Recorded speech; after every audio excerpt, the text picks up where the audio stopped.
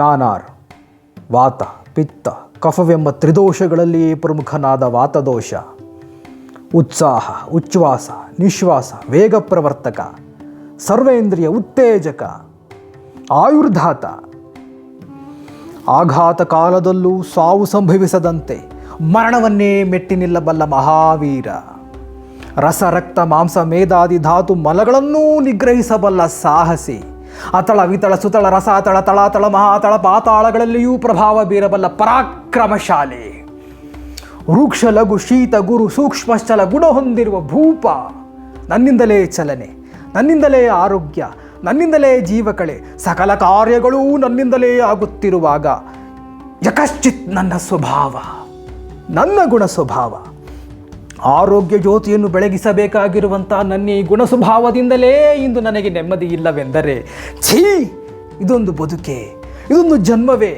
ಇದೆಂಥ ದುರ್ವಿಧಿ, ಎಂಥ ದುರ್ವಿಧಿ.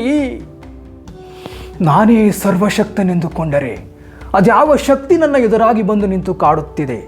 ಅದ್ಯಾವ ಶಕ್ತಿ ನನ್ನ ಈ ಗುಣವನ್ನೇ ಶತ್ರುವನ್ನಾಗಿ ಮಾಡಿದೆ? ಅದ್ಯಾವ ಶಕ್ತಿ ನನ್ನ ಅಸ್ತಿತ್ವವನ್ನೇ ಕೆಣಕಿದೆ? ಅದ್ಯಾವ ಶಕ್ತಿ ಆರೋಗ್ಯವನ್ನೇ ಅಲ್ಲೋಲ ಕಲ್ಲೋಲ ಮಾಡಿದೆ?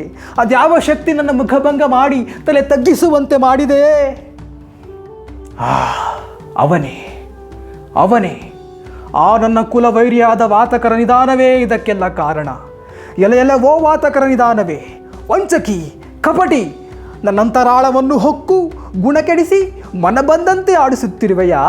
ಆರೋಗ್ಯವನ್ನು ಅಲ್ಲೋಲ ಕಲ್ಲೋಲ ಮಾಡುತ್ತಿರುವೆಯಾ?